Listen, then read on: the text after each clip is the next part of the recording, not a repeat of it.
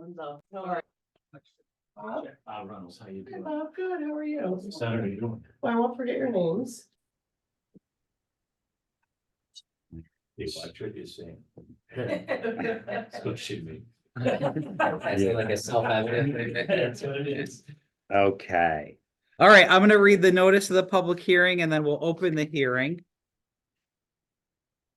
Notice is hereby given that a public hearing pursuant to section 147F of the Internal Revenue Code of 1986, as amended, the code will be held by the Hamburg, New York Land Development Corporation, the issuer, on Wednesday, March 6, 2024 at 8:30 a.m. local time at the Hamburg Town Hall Conference Room 1, 6122 South Park Avenue, Hamburg, New York, in connection with the following matters described below and as more fully set forth below. The public hearing will also be held via Zoom teleconference.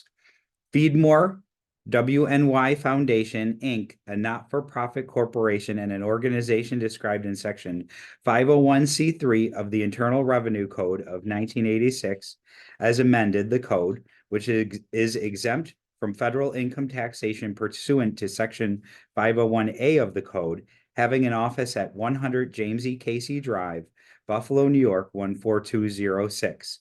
The institution has applied to the issuer requesting that the issuer issue its revenue bonds series 2024 Feedmore WNY Foundation Inc. project as qualified 501c3 bonds under section 145 of the code in an aggregate maximum principal amount not to exceed $50 million, the bonds, to be used by the institution for the purpose of financing as part of a plan of financing a certain project, the project known as Feedmore WNY Consolidated Campus, located at 4832 Camp Road, Hamburg, New York, 14075, in the town of Hamburg, Erie County, New York. The land, consisting of A, an aggregate maximum principal amount of bonds not to exceed $50 million, will be applied to 1, the planning, design, engineering, construction, and operation of a facility relating to the institution's activities of providing meals for the needy, containing approximately 197,700 square feet of space, including warehouse space, commissary, growing spaces, office and meeting space, and repacking space, including building improvements, modifications, upgrades, and related site and exterior improvements, collectively the improvements, and 2, personal property in and around the improvements, the equipment, and together with the land, the improvements, the facility, and B, building a debt service reserve fund, if any, paying capitalized interest, if any, and paying certain other costs incidental to the issuance of the bonds. The costs associated with items A through B above being hereinafter collectively referred to as the project costs. The institution is and will continue to be the owner and operator of the facility to be financed by the proceeds of the bonds. The issuer will loan the proceeds of the bonds to the institution to finance all or a portion of the project costs pursuant to a loan and trust agreement executed and delivered contemporaneously with the issuance of the bonds, the loan agreement by and between the issuer, the institution, and trustee. The institution has requested that the issuer issue the bonds. The bonds will be special limited obligations of the issuer payable solely from the revenues derived from the payments made by the institution pursuant to the loan agreement and secured by certain assets of the institution pledged to the repayment of the bonds. The issuer will, at the above stated time and place, provide a reasonable opportunity to all interested persons to present their views either orally or in writing on the location and nature of the project and the proposed plan of financing for the project by the issuance of the bonds. Under the code, approval of the issuance of the bonds by the town supervisor of the town of Hamburg is necessary under section 147F of the code in order for the interest on the bonds to be excluded from the gross income from federal income tax purposes. The bonds shall not be a debt of the state of New York or any political subdivision thereof, including the town of Hamburg and neither the state of New York nor any political subdivision thereof, including the town of Hamburg, shall be liable thereon. The issuer broadcasts the public meeting live via Zoom teleconference. To participate via audio teleconferencing, there's telephone dialing information. Furthermore, the public is encouraged to offer its comments in writing to the issuer by email, hamburgida@townofhamburgny.gov, or via USPS mail sent to Hamburg, New York Land Development Corporation, attention Sean Doyle, 6122 South Park Avenue, Hamburg, New York, no later than March 12th, 2024. Minutes of the hearing will be made available to the town supervisor of the town of Hamburg. Approval of the issuance of bonds by the town supervisor of the town of Hamburg is necessary in order for the interest on the bonds to be excluded from gross income from federal income tax purposes. Hamburg, New York Land Development Corporation by Sean Doyle, Executive Director. This was posted February 15th, 2024. I will now open the public meeting at 8:38 a.m. on the Feedmore, Western New York project for the Land Development Corporation. Any questions or comments? Well, if I may, Yes. the Hamburg Land Development Corporation is looking forward to working with Feedmore as they bring their new campus out to Hamburg. It's not every day that we have $100 million project come into a town. And with an important organization like Feedmore that not only does food bank, but does the Meals on Wheels, you provide a service that without many people would be suffering. So we think this is a great project for the town of Hamburg. And I think I can say that on behalf of the entire Land Development Corporation and our IDA board. Thanks for bringing that out to us. And just to follow up further to, as financial secretary, that our president spoke on that, but as a financial secretary, it's very exciting to see this type of bond coming out to help out an organization, a nonprofit organization yourself too. So I really think that the community doesn't realize what's coming here with the amount of jobs, full-time jobs and part-time jobs that are bringing in, and what it does for our community going forward. And it's nice to see the senator's office representative too. Kind of nice that they're down on a local level down here for us. I appreciate that. Thank you. Thank you. One of our board members, I don't think he was able to join, had a question just in regards to the new location and if there are like transportation related issues to getting staff to the location, if there's been any thought or any conventions to that end. Yes, the vast majority of our employees actually have their own private transportation or carpool. We have, however, been working with Kim Minkle and her team at the NFTA to try to see if we can get the bus line extended to our new location. Thus far, we have not succeeded, but we are continuing to work on that. They had originally advised us to let the Amazon facility play out because the bus line was intended to come out of the city to the Amazon line. To the Amazon facility, and she thought it would be wiser to have us just be an extension of that. But to my knowledge, that piece of the puzzle has not fallen into place yet. Okay. But it is something we're still working on, Sean, with unfortunately 2 years to our planned occupancy.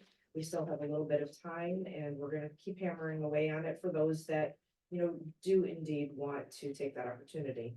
Having said that, we feel very confident that we are opening up a whole new opportunity for employees in this community that might be interested in coming to work for us. So, we certainly are not blind to that reality and certainly open to new recruitment should that become necessary. Great, thanks. Would you mind, but since it's a public hearing and we're being safe, would you mind talking about your Meals on Wheels program? How many people that you serve will be now served out of the community? I love talking about our program. Good.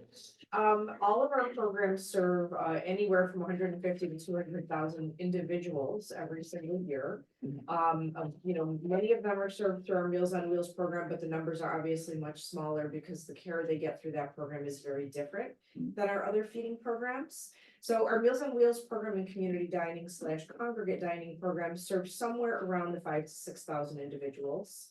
Primarily in Erie County, but some also in Niagara County. We also do prepared meals for private programs like People Inc., Evergreen. The Hamburg Adult Day program receives their meals from us as well. And those are the prepared meals that we're currently doing. Our hands are a little bit tied by our current capacity issues in our current facility, but our plan in the new facility is actually to expand that program to be able to both serve additional counties, because we serve Erie, Niagara, Cattaraugus, and Chautauqua, with prepared meals, but also after-school programs for children. This is an ask that we have had for quite a while, and it's something that our current capacity, simply, we cannot do that responsibly right now. It is part of our plan for the future is to have CACFP programs so that when our children are going to these various programs, they will have something warm and nutritious to eat. We also obviously have baby needs programs so that moms living in poverty do not have to reuse diapers on their babies. That program offers other programs as well, things like, food and formula. We have an elementary school backpack program for our little ones that need food because some children are only eating, breakfast and lunch in a school. They need something to get them through that weekend. We have school pantry programs for our high schools and our colleges. And we have food pantries, soup kitchens. We provide food to group homes, shelters, domestic violence shelters, teen shelters, etc. We also have a training program currently focused on warehouse and logistics. And we have just launched a pilot in culinary and food manufacturing. Again, being in our new facility to be able to grow and expand that program, we'll be launching a growing program and a driver program for CDLB and CDLA drivers to be able to learn as well. Our job training program is somewhat unique because we do target those with the highest barriers to employment. So many other job training programs simply are not equipped to handle folks like this. These are individuals that are coming out of drug or alcohol rehab, may have just previous justice involvement, and really need help from the ground up. They need food, they need clothing, they may need other social supports and services. It's a very important program to us because that's also about changing lives and shortening the line. So we do know that people need us right now and will always need us, but we also know that we want to change lives so people do not need us forever, break the cycle. And so really we try to look at all of our programming as comprehensive in all ages and trying to feed an individual as they need it.